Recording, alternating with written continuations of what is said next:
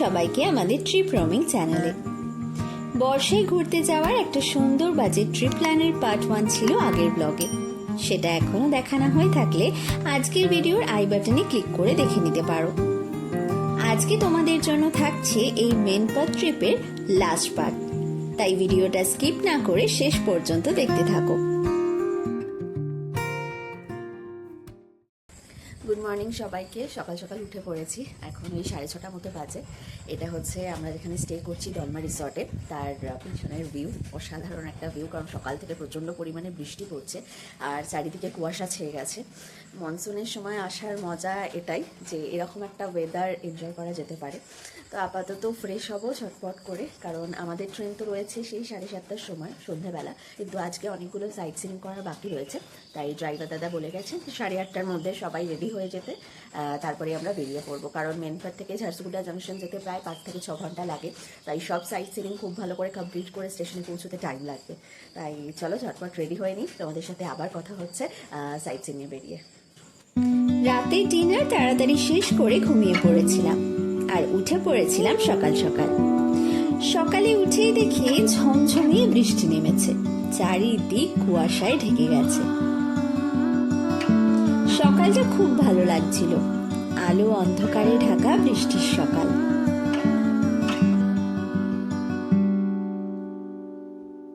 Hotel check out করে দিয়েছি, এবার গাড়ি করে আমরা আবার যাচ্ছি সাইট সিইং এ। আজকে কিছু জায়গা বাকি রয়েছে, সেগুলো দেখে তারপরে একদম সন্ধে 8:45টার সময় আমাদের ট্রেন রয়েছে, তো ট্রেনে উঠে আবার বাড়ি ফেরার পালা। আমরা তাড়াতাড়ি ফ্রেশ হয়ে বেরিয়ে পড়েছিলাম, কারণ সেকেন্ড দিনেও আমাদের অনেক সাইট সিইং ছিল, তাই ঠিক করেছিলাম ব্রেকফাস্ট বাইরে থেকে করে নেব। সকালবেলায় বৃষ্টি হওয়ায় ওয়েদার বেশ ঠান্ডা ছিল। চারিদিকে সবুজ প্রকৃতি দেখতে দেখতে আমরা পৌঁছে গিয়েছিলাম আমাদের সেকেন্ড দিনের ফার্স্ট স্পট মনেস্ট্রি ক্যাম্পে। ফার্স্ট দিনও একটা মনেস্ট্রিতে গিয়েছিলাম, কিন্তু বিকেল হয়ে যাওয়ায় সেটা বন্ধ হয়ে গিয়েছিল, তাই সকাল সকাল আমরা মনেস্ট্রিটা দেখে নিয়েছিলাম। দলমা টিবেট রিসর্ট থেকে এটা কাছেই পড়ে। বিশাল বড় এলাকা নিয়ে এই মনেস্ট্রিটা তৈরি হয়েছে। চত্বরটা ফুলের গাছ দিয়ে সাজানো, আর মাঝখানে মনেস্ট্রি। আলাদাই একটা সৌন্দর্য। মনেস্ট্রির বাইরের ও ভেতরের কারুকার্য সত্যি অসাধারণ। বিশাল বড় বুদ্ধ মূর্তি, যার সামনে গিয়ে দাঁড়ালে মন একদম শান্ত হয়ে যায়। ঘন্টার পর ঘন্টা এই সুন্দর পরিবেশে বসে কাটানো যায়। হাতে টাইম থাকলে হয়তো সময় কাটাতাম, কিন্তু সেটা ছিল না, তাই মনেস্ট্রি ভিজিট করেই চলে গিয়েছিলাম সেকেন্ড স্পট ভিজিট করতে।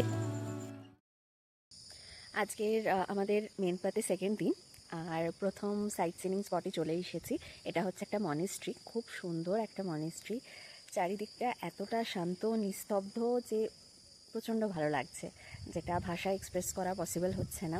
কারণ মনেস্ট্রির ভেতরটা যেরকম সুন্দর, সেরকম সামনের যে এরিয়াটা রয়েছে সেটা সবুজে ভরা, তারপর সকাল থেকে বৃষ্টি হয়েছে, তাই ওয়েদারটা বেশ ঠান্ডা, তো প্রচণ্ড ভালো লাগছে। তো ফার্স্ট মনেস্ট্রি আমরা ভিজিট করলাম, এরপরে দেখি আর কোথায় কোথায় আজকে যাওয়া হয়। মেনপাতের এই প্লেসটা সত্যি খুব ফেমাস আর ইন্টারেস্টিং। এখন চলে এসেছি আমাদের আজকে সাইট সিইং এর সেকেন্ড স্পটে, যেটা হচ্ছে জলজুলি পয়েন্ট। খুব একটা সুন্দর জায়গা, যেখানে বেশ মাটির ওপরে লাফালে মাটিটা কাঁপতে থাকে। তো এটা হচ্ছে লাইক স্পঞ্জের মতো, তো বেশ মজা লাগছে এখানে এসে। চলো তোমাদেরকেও দেখাই পুরো জায়গাটা। এটা হলো জলজলি পয়েন্ট। বিশাল মাঠ আর চারিদিকে গাছপালা। এই জায়গার স্পেশালিটি এটাই যে মাটির ওপর লাফালে মাটি কাঁপতে থাকে। বেশ মজা লেগেছিল এই স্পটটায়। এই জলজলি পয়েন্টের সামনে অনেক খাবারের দোকান আছে, এখান থেকে আমরা ব্রেকফাস্ট করে নিয়েছিলাম। জলজলি পয়েন্ট ঘুরে চলে এসেছি সামনেরই কিছু দোকানে, যেখানে ব্রেকফাস্টের জন্য এসেছি। এখানে ম্যাগি পাওয়া যায়, পকোড়া পাওয়া যায়। তো সকালে হোটেল থেকে বেরোনোর সময় তো ব্রেকফাস্ট করে বেরোনো হয়নি, কারণ আমরা একটু তাড়াতাড়ি বেরিয়ে গেছি, যেহেতু অনেকগুলো সাইট সিনিং আজকে করবো, তারপরে ট্রেন রয়েছে, টাইম লাগবে। তাই এখানে ব্রেকফাস্টটা সেরে নিচ্ছি ম্যাগি দিয়ে, তারপরে যাবো নেক্সট স্পটে। তো এখানে আসলে তোমরা ব্রেকফাস্ট করে যদি না আসো হোটেল থেকে বেরিয়ে, তাহলে এখানেও তোমরা খেতে পারো। ম্যাগি নিয়েছিল 50 টাকা পার প্লেট। জলজলি পয়েন্ট ঘুরে গাড়িতে উঠে যেতে শুরু করেছিলাম নেক্সট স্পটের দিকে। প্রকৃতির অপূর্ব সুন্দর রূপ এক্সপিরিয়েন্স করেছিলাম। মেনপাতকে ছত্তিশগড়ের সিমলা বলা হয়। কেন বলা হয় সেটা তো নিজের চোখেই দেখেছিলাম। আকাশে কালো মেঘ আর পাহাড়ে ফাঁকা রাস্তা। সত্যি আমার তো মনেই হচ্ছিল সিমলাই পৌঁছে গেছি। রাস্তায় যেতে যেতে এত সুন্দর একটা প্লেস দেখতে পেলাম, তো একটু দাঁড়িয়ে পড়েছি, কারণ ঠান্ডা ঠান্ডা হাওয়া দিচ্ছে। আর পিছনে দেখতেই পাচ্ছ পুরো পাহাড় আর সুন্দর মাঠ রয়েছে। এখানে পূজা কেমন লাগছে? পূজা প্লেসটা একদম, হ্যাঁ একদমই, যেতে তো ইচ্ছা করছেই না, মনে হচ্ছে এখানে ঘন্টার পর ঘন্টা বসে থাকি আর প্রকৃতির সৌন্দর্য দেখি। দেখো পুরোটাই হচ্ছে ফাঁকা রাস্তা একদম, শুধু মাঝে মাঝে একটা দুটো গাড়ি যাচ্ছে। আর এই হচ্ছে পুরো ভিউ, পুরো চারিদিকে পাহাড় দিয়ে ঘেরা জায়গা, আর পিছনে সুন্দর মাঠ, ঠান্ডা হাওয়া, পরিবেশ দারুণ লাগছে। রাস্তায় আস্তে আস্তে এত সবুজ গাছপালা দেখে মন ভালো হয়ে গিয়েছিল। যেদিকেই তাকাই শুধু সবুজ আর সবুজ। জঙ্গলের মধ্যে দিয়ে গাড়িতে করে চলে গিয়েছিলাম আমাদের থার্ড স্পট ফিশ পয়েন্টে।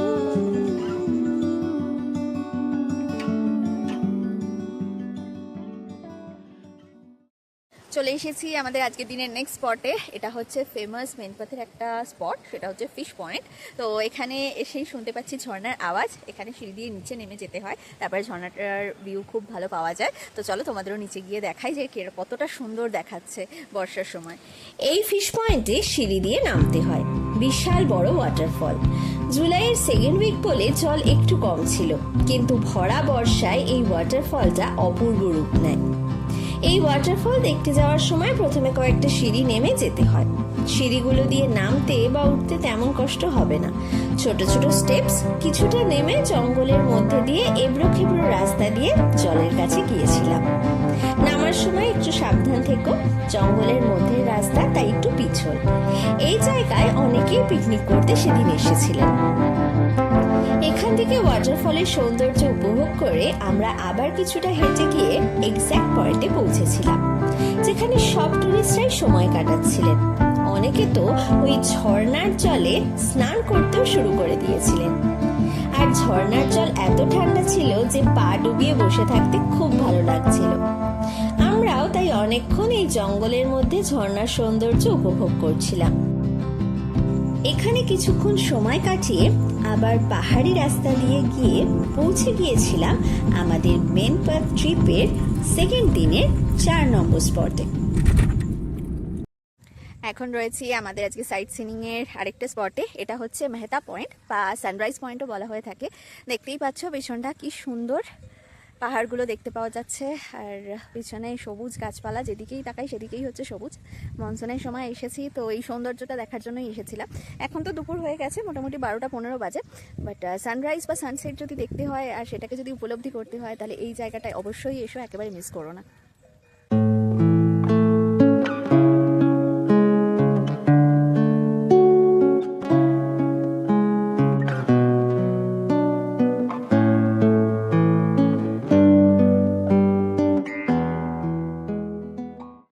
এর আগে যেখানে দাঁড়িয়েছিলাম সেটা হচ্ছে সানরাইজ পয়েন্ট, যেটা এখন ড্রাইভার দাদা থেকে জানতে পারলাম। একই রাস্তা দিয়ে আসছে, একই সাইডে পড়ছে এই ভিউটা, কিন্তু একটা জায়গা থেকে সানরাইজটা খুব ভালো দেখতে পাওয়া যায়, আর এখন যেখানে দাঁড়িয়ে আছি সেখানে সানসেটটা খুব ভালো দেখতে পাওয়া যায়। তাই সানরাইজ পয়েন্টে যখন তোমাদের দেখিয়েছি, তাহলে সানসেট পয়েন্টটাও তো দেখাতেই হয়। তাই এখন রয়েছি সানসেট পয়েন্টে।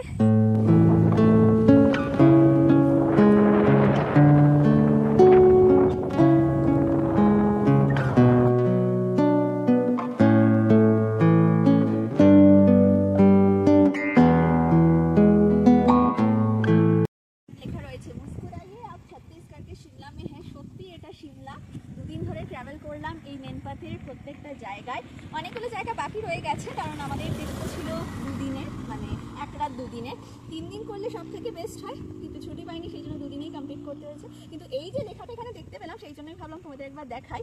এটা একদম ঠিক লেখা, কারণ প্রত্যেকটা রাস্তা দিয়ে যেতে যেতে সিমলার যে ফিলিংস আসে, সিমলার যে ভিউ, সেটা কিন্তু তোমরা এখানে ফিল করতে পারবে। তো আমার তো প্রচণ্ড ভালো লেগেছে এই জায়গাটায় ঘুরতে। তোমরাও যদি ঘুরতে চাও তাহলে আর লেট করো না, এই মনসুনে ঘুরে আসতে পারো। আর না হলে তোমরা আবার পরের বছর মনসুন আসবে, তখন তোমরা ঘুরতে পারো। চলো, তোমাদের সাথে আবার দেখা হচ্ছে, আবার কথা হচ্ছে একটু পরে। মেহতা পয়েন্ট ঘুরে গাড়িতে উঠে বৃষ্টি ভেজা সবুজ পাহাড় দেখতে দেখতে রওনা দিয়েছিলাম ঝারসুগুড়া জাংশনের দিকে, কারণ আমাদের ট্রেন ছিল সন্ধে 7:45-এ জেডিবি হাওড়া এক্সপ্রেস। রাস্তায় একটা দোকান থেকে দুপুরের লাঞ্চ সেরে নিয়েছিলাম, ভাত, ডাল, তরকারি আর মাছ ভাজা দিয়ে। বিকেল 5:30 নাগাদ আমরা পৌঁছে গিয়েছিলাম ঝারসুগুড়া জাংশন। নেমেই রাতের ডিনারটা এই দোকান থেকে পার্সেল করে নিয়েছিলাম।